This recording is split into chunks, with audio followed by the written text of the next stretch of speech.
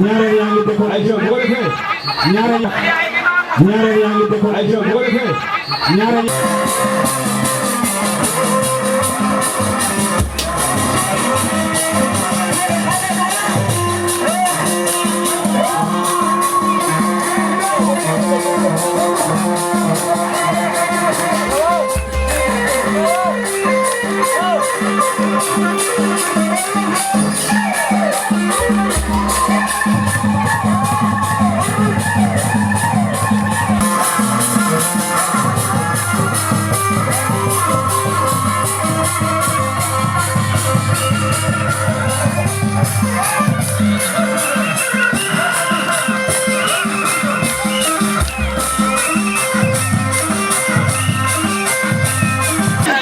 bëgg naa ngeen tàccu naar yi bu baax a baax a baax. tey fii warta yomb kenn warul ñëw di croiser les bras dañ waxante dëgg tey dama bëgg loxo yi métti ku fi ñëw def prestation ngeen tàccul ma ko bu baax a baax a baax a baax c'est important. am na solo en tonton waaw waaw ndax nag damay bëgg bu nit presté ba pare wala nit wax ba pare ñu mayal ma ko loxo bu baax. non kankurang bi day jaxase fii. bu may wax ne kankurang baa ngi ci ginnaaw ndax nag ay boolu fondé wala ay boolu lan. waaw dëpp nañu ay paan dëpp ay siwo te ay palaat. ñu ne ñii mooy groupe Ndeela bool gis nga waaw léegi Ndeela bool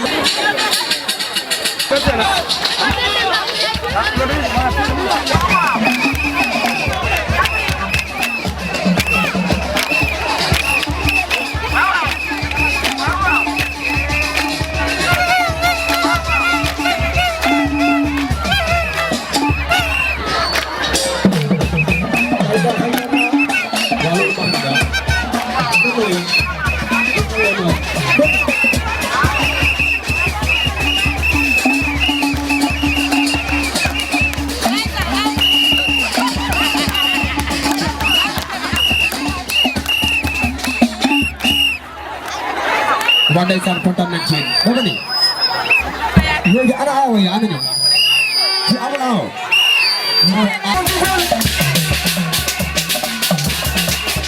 ndete Sénégal awo yëg si na kuy awo sa loxo ca kaw xam nga lu ma neex ci awo xam nga lu ma neex ci awo ba wax lu ma neex ci awo ba wax lu ma neex ci awo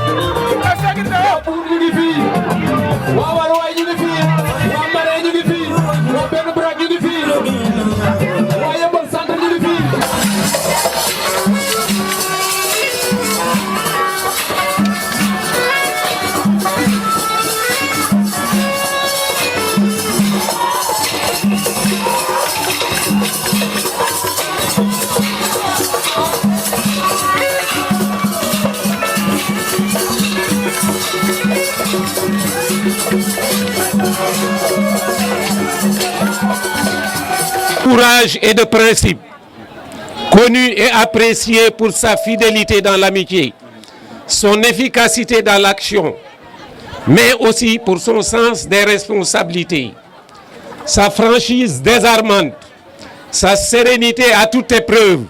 Quelle belle et admirable leçon de grandeur dans l'humanité.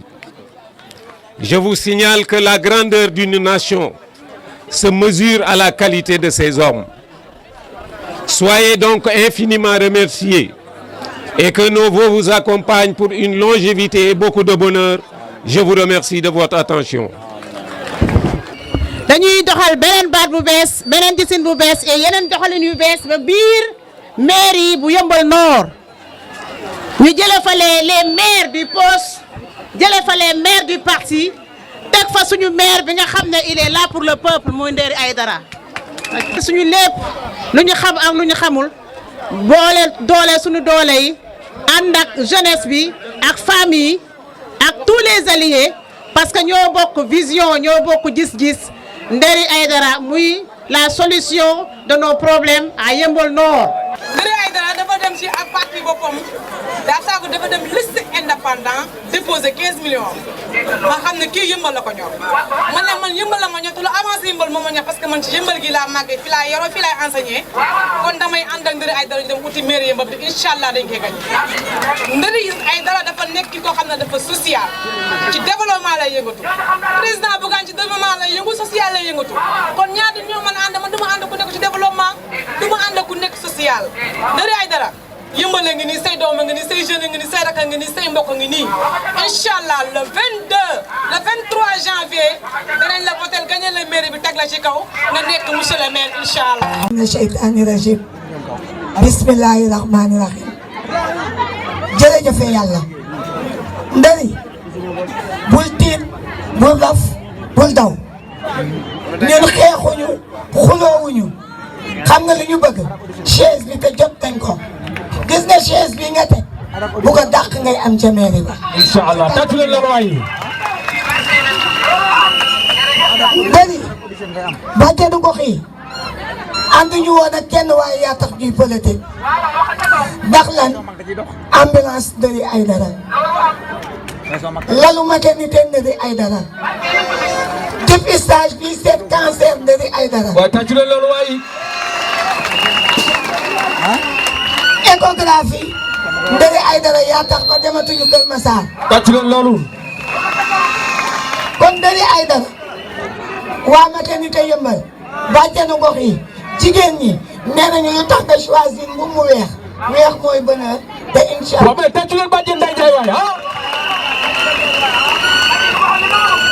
Ndari toujours ma ne la bul geesu sa ginnaaw en avant ci kanam boo geesoo sa ginnaaw say noon ngay def bàyyi say noon ne ci ginnaaw nga dem ci kanam jël mairie bi duma leen ndax te am di joxe te kenn financé wu la bés boo yoree mairie bi dama ne ñun dañuy kontaan yow jógoo pour sa poche. Merci beaucoup. lu tax Ndari dañu nekk mécanicien ngay joxe ambulance buy jël 36 millions. Merci beaucoup. ba ñu koy laata joxe sa yaay ji la sukk jur ñëw taxaw jël parole di wax bay jooy Ndari sa yaayee sa gàllaaj bul ëtti sëriñ bul dem fenn ca kaw ca kanam. Merci beaucoup Badiane. Garab gi Tendougal, garab gi Tendougal, garab gi Tendougal, garab gi Tendougal.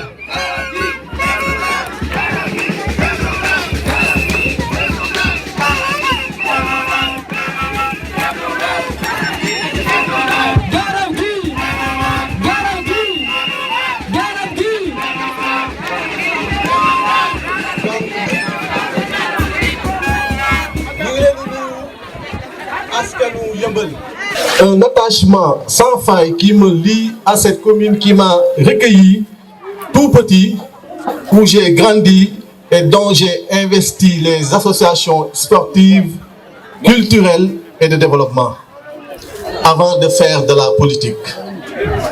Avec vous et pour vous, je me suis toujours investi corps et âme pour le bien-être social et sanitaire, notamment dans la commune, pour un développement local durable. Merci à cette équipe engagée, dynamique et représentative de la population qui m'a toujours accompagné. Mais merci à la population de Yeumbeul pour la confiance placée en ma personne en portant ma candidature. Car oui, ici et maintenant, je déclare officiellement ma candidature aux élections locales de 2022 pour la mairie de Yeumbeul Nord. Merci aux alliés et aux membres de la coalition qui m'ont fait confiance. C'est une étape importante que nous allons franchir, mais que nous avons préparée depuis longtemps.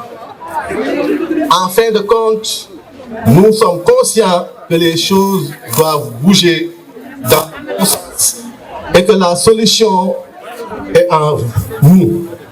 La coalition Garab gi Tendougal s'inscrit dans la logique objective de servir l'intérêt majeur de la population de Yeumbeul Nord. En effet, face à une recrudescence de leadership et de la prise de responsabilité dans le but de procurer notre localité ses besoins les plus minimes, nous ne pouvons ne pas y rester insensibles sans solution durable afin de rehausser l'image et la dignité de Yeumbeul Nord. Ainsi, la coalition Garab gi Tendougal, face à cette situation, vient se positionner comme la seule et unique solution de l'heure, car maîtrisant avec abnégation la portée des attentes des femmes, des jeunes et des couches les plus vulnérables de toutes les portions de la population yembeuloise. Cependant, nous constatons communément et avec beaucoup de regrets des insuffisances qui suivent. Sur le volet environnemental, notre localité est confrontée à des problèmes criards, l'insalubrité, le manque d'assainissement et d'espace public plombe la vie des habitants. Sur le plan sanitaire, la santé étant l'élément le plus vital et radicalement délaissé par les autorités locales, poussant les structures sanitaires à évoluer difficilement dans leurs services. Sur l'aspect éducatif, sachant que l'éducation reste du ressort principal de l'État, nous constatons qu'il y a une nette insuffisance d'établissements scolaires et des centres de formation professionnelle, ce qui ne peut rester sans conséquence sur l'avenir de nos enfants. Sur le plan économique, nos artisans sont confrontés à des problèmes d'organisation et d'espace pour s'exprimer. De plus, nos marchés sont aussi exposés à une grande promiscuité. empêchant les commerçants et les acteurs du secteur formel comme informel à des réelles situations d'avancer sur leurs activités quotidiennement réalisées. Sur le volet sportif, notre localité est confrontée aussi à un manque notoire d'infrastructures et d'espaces de loisirs destinés à la pratique du sport et au développement socio-culturel des jeunes.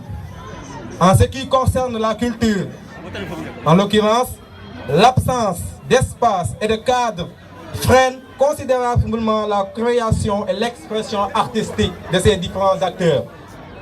Face à tous ces maux, vécus quotidiennement par nos pères dans cette dite localité de Yeumbeul Nord, la coalition Garab Gui Tendungal se voit dans l'obligation morale de porter sans demi-mesure son engagement citoyen afin de promouvoir et de pouvoir honorer les attentes tant espérées par la population de Yeumbeul Nord.